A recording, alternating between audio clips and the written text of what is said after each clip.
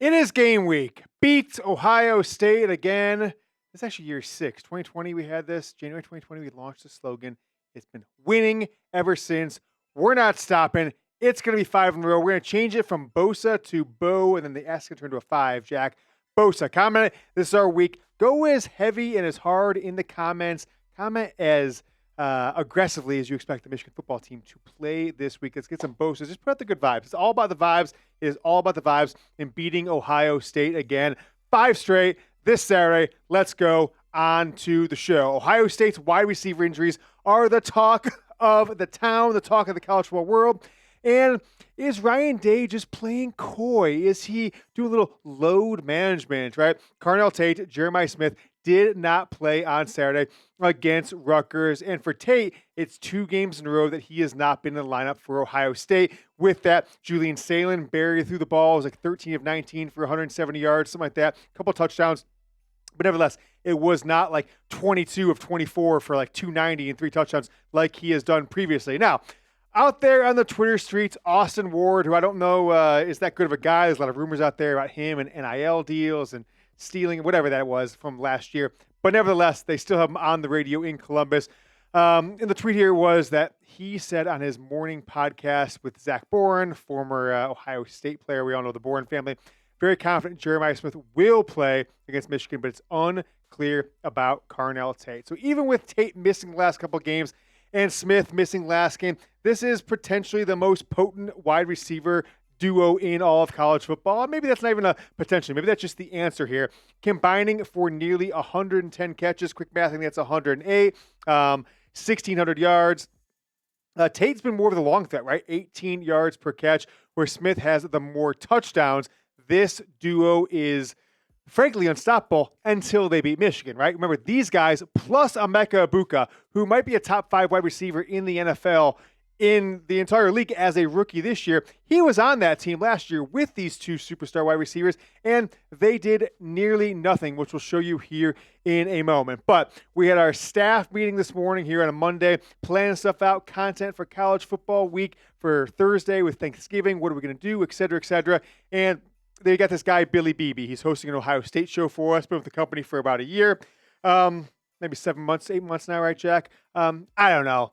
Some people say he's a real scummy kind of guy, that he just talks crazy out there on the YouTube streets, but he did challenge us to a subscriber battle. He said, Buckeye Nation's coming through. He's going to add 500 or 600 new subscribers this week in your face Michigan Football Report. I said, you know what? I'm so confident in the Michigan football fans. I will put not even money on it. I'll put pride on it. The winner of this subscriber battle will win the game. That is a guarantee. So if you're a Michigan football fan, don't let the Ohio State channel beat us in subscribers this week. We're starting fresh on Monday. 0 subscribers going through end of day Friday. We'll keep you guys updated as much as we can. Let you know who wins this one before the game on Saturday. Subscribe to the Michigan Football Report. Hit that subscribe button right below today's video.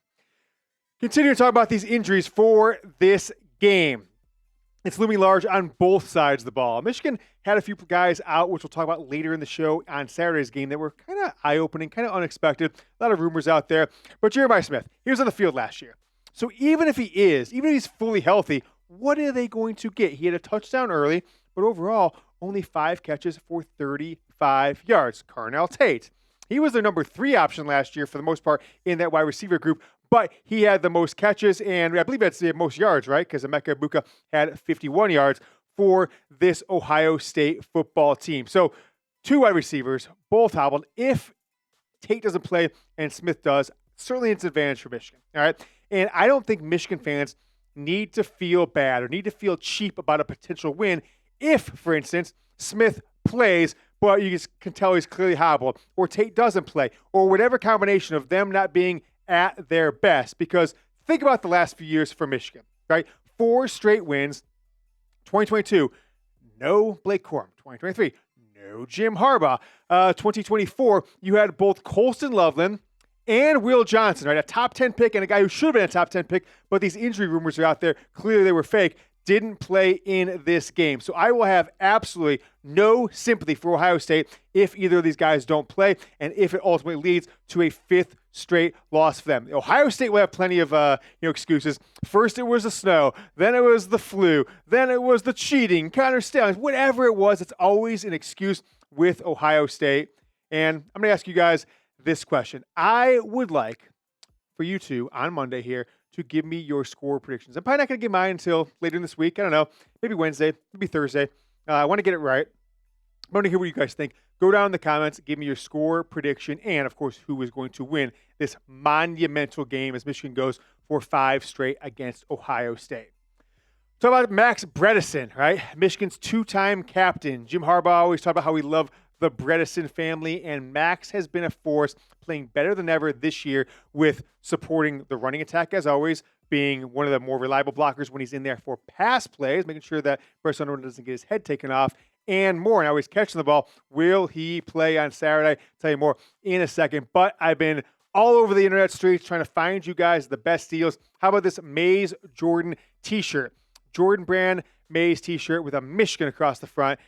Was $40, now $28. Pre-Black Friday sale. Don't miss out. I'm going to put the links for both these items right down. Second paragraph of the description and in the comments. Chatsports.com/MaysT for that one.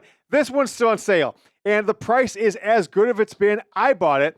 It's amazing. It's the Coach's quarter zip. You kind of put it on. You look like you're Dusty May out there coaching the Michigan basketball team. Super comfortable, super form-fitting. I absolutely love it. Chatsports.com/MishQZip. MishQZip. Redirect you to buy that bad boy. Normally $90. Still on sale. It's been on sale for like a month and a half now. Get one if you haven't. Surprise somebody for Christmas. Make them think you spent a little more money than you actually did, or hell, get one for yourself. Max Bredeson went down with a lower leg injury. It looks like he had his foot stepped on, and it didn't look that damaging in real time or on the slow-mo shots that were all over the internet on Saturday night, on Sunday, even up until today. Sherrone said in his press conference, the x-rays didn't look great. So I'm not sure what that means. I'm not sure if Sherrone knows how to read x-rays, but didn't look great kind of seems there was some sort of break, right? If they don't look great, I'm not sure how you can interpret that any other way. But if anybody can push through it and play, I'm thinking what it means by that, it's Max. So will Max Bredeson go out there, maybe even just in uniform only, take one snap, ceremonial thing, go out and flip the coin as a captain? We don't know. But the guy who's going to replace him is Jalen Hoffman, who has seen his role continuously increase throughout the seasons, had double-digit snaps about the last 4 or 5 games, got majority of the snaps at that fullback hybrid tight end position that Bredeson's had for the last couple of years for Michigan. After Max went out on Saturday against Maryland, 23 snaps for Jalen Hoffman. What do we make of him? What kind of player are you going to get out of this redshirt sophomore backup? I don't know, right? Is it going to be good as Max Bredeson? Probably not.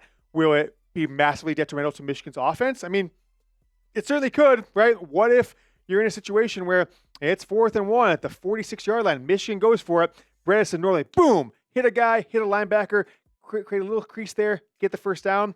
Don't have him. Hoffman not as impactful potentially blocking, and Michigan gets stuffed or does not get the first down. Something happens, or they don't even trust themselves enough to go for it because of Bredeson's absence. I think it's a big miss.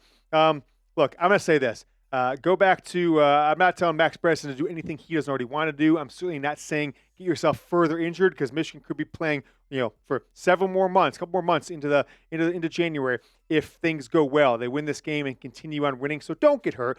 Don't risk it if it's a long-term thing. But if it's like you can't hurt it anymore, you want to numb this thing up like you're in Varsity Blues, give yourself a shot, go out there, knock somebody's head off, ice it. Maybe sit out the Big Ten championship game. If Michigan were to somehow make it, you need a loss elsewhere for that to happen. You got yourself 3-4 weeks before you have to get on the field in the college football playoff. Wouldn't be the worst thing that's ever happened, as long as it's not detrimental to the future of his walking, playing, whatever career or activities he needs to do after this game. Rod Moore, as expected, will not play the rest of this season. Now, Sherrone did say won't play this week, won't play this regular season, but I don't see it happening else at all. It seems like the ability he had to try and give it a go this season's played in 3 games was there for a little bit, but is just not up to snuff to continuously go out there and play 30 and 40 snaps and get hit and cut and run and cut and stop and tackle and have guys hitting your leg.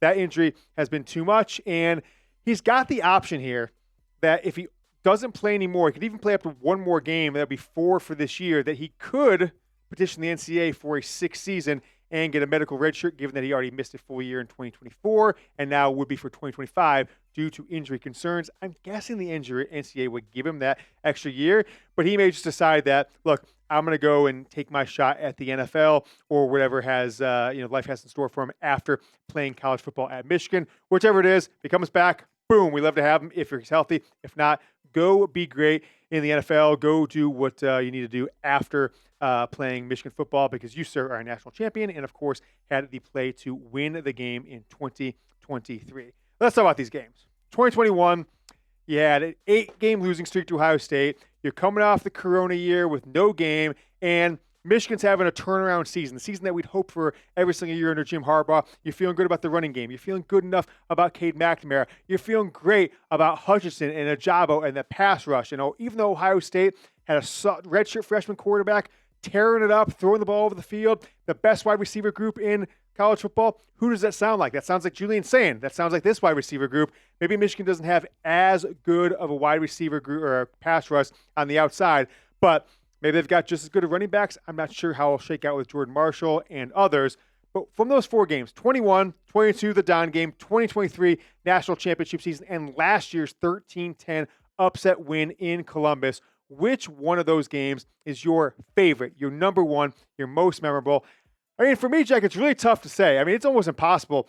I was so excited to the likes of which you can't even imagine in 2021, but I'm going to say 2022 because I have so many memories of that game. So many things happen. I can recite almost every play from that game. The other ones get a little murky as you go throughout there. So I'm going to say 2022 broke the long streak of not winning in Columbus. Let me know your top win over the last 4 years over Ohio State down in the comments. We're going to talk about Ernest Hausmann here.